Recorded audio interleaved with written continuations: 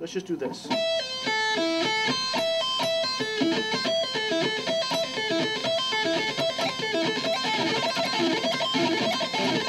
Doesn't that sound more mean than this?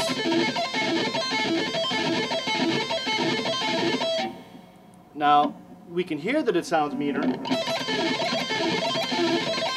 but we want to understand why it sounds meaner, so that when we understand the why, we can then reapply the principle to other situations and not just realize that when you're playing an arpeggio, if you hit it twice, it'll sound meaner. Right? We don't want to just take one concept and then repeat it whenever the situation is the same. We want to take the principle and be able to apply it in any instance. Anyone just guess, what is it about this that makes it sound meaner than just doing it once? And I'll just give you a hint. The answer is not that there's more notes. But your ear gets more opportunity to hear it? I mean, the repetition of the notes? Yeah. It stands out more? It stands out more, that's for sure. So you are repeating that statement from the highest notes like a mini sequence. You sequence just that part, sort of, no? Yes, it's like a mini sequence. Like, it grabs more attention. Does that have anything to do with the pitch function of the notes? The E note being on top there? It's not so much about pitch function. That only if the pitch function changes because the chord would have happened to have changed in that moment, then it would be a factor. But if the chord is the same, that's not really the issue. Trotter. It's the rhythm. Yeah, what about the rhythm? When you're playing the original phrase, you're just playing 16 times. But when you re-articulate that a little bit, that throws the rhythm out, and it just creates a little bit more interest in the listener. Yes. Well, there's two parts of that. Rhythm is the first half of it. Mm-hmm. You can keep the rhythm the same. You can play them all still as 16th notes. You don't have to change the rhythm. Now you're just simply adding 2 more 16th notes to the length of the lick, okay? Or you can play those really fast, faster than the other notes. You can double up on it. Then it would be like 32nd notes.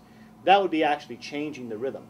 But if we keep it as 16ths, which was pretty much what I was doing. Yeah, that's what I meant. Yeah. Then the rhythm isn't changing. We're just extending the phrase just by 2 notes. Yeah. But okay. But what's important here is where the accents fall. That's what Okay. I meant. All right. So if we were playing to a drum beat, right, and the bass drum is hitting this, and the snare is there, this would be a really fast drum beat in that case. But if there's a hi-hat or anything going on, you know, where the beat and the measures are being divided. As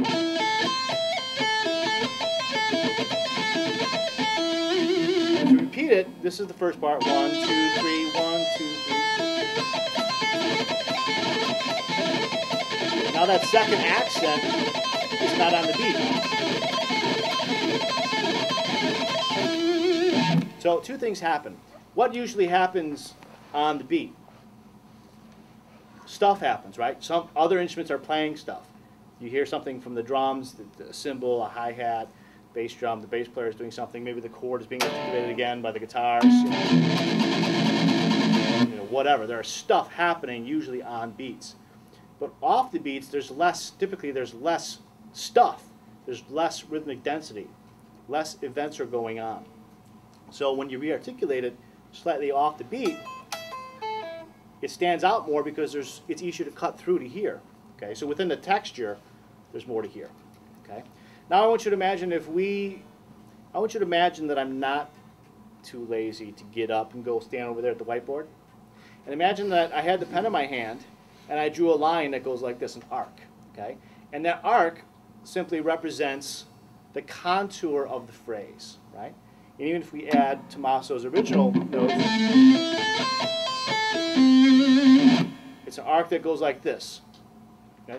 There's a lower note, then a higher one, then a higher one, then a higher one, higher, higher, higher, and then we get lower again, right? Just like this. Just a little arc. But when we repeat that highest note, we have to go back up to it, that totally breaks the texture. Okay? And that's the other big ingredient here that makes that stand out. Okay? So we have accents in places where accents don't normally occur. Syncopation. Okay? It's the technical term. And then the texture changes. Okay? When you hear, especially with arpeggios, sort of an inexperienced person who like learned how to sweep pick and then he learned how to do the arpeggios, but he hasn't really learned how to be creative with it. What do you hear all the time? Up, down, up, down, up, down, up, down, right? That's what you hear. Because they just gotten it down and now they're all happy and proud of themselves and they just go up and down as fast as they can. And you hear all that all the time, right? But when that texture is broken because you're now coming back to a high note or you're doing anything that other than this up and down thing, it catches your ear because it's a break in the pattern. It's a break in what the ear expects to hear. Okay? So it's a very, very cool thing. Let's take that same concept and apply it to another lick. Okay? So play this.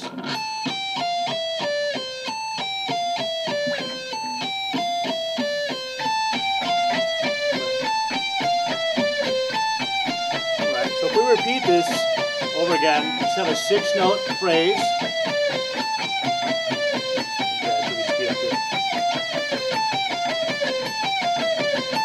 So this is cool, very simple, but cool. If you play it faster and faster, it starts to get a little cooler and cooler, right? And you can move it around, up and down the scale. You can do whatever you want with it, okay? But listen to this texture, which is basically a straight line down, right? Imagine in your mind or on that whiteboard, you're drawing a line. Before it was an arc, now it's a straight line down, right? This is what the listener expects to hear, especially if you repeat it. Take the same concept that we applied to Tommaso's arpeggio and repeat the first 2 notes.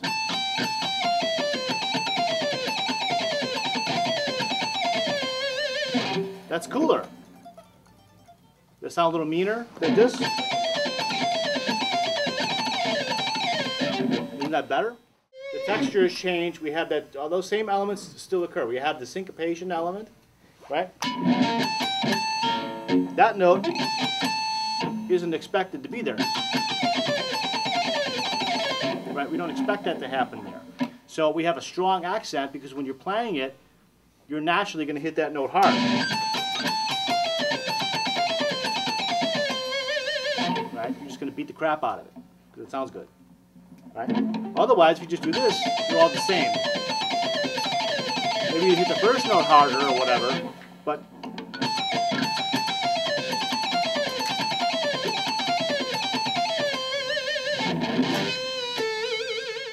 if we do this is cool, there's nothing wrong with this. But this has more conviction in it. Even if I don't hit the notes any harder, I would tend to naturally hit these notes harder. But even if you don't, the texture itself makes it sound like it has more conviction. Okay? Same thing here.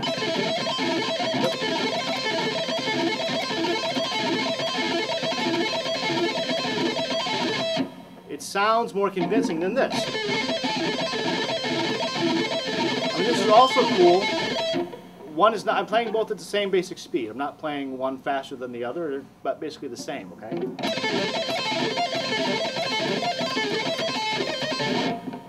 There's more conviction in that.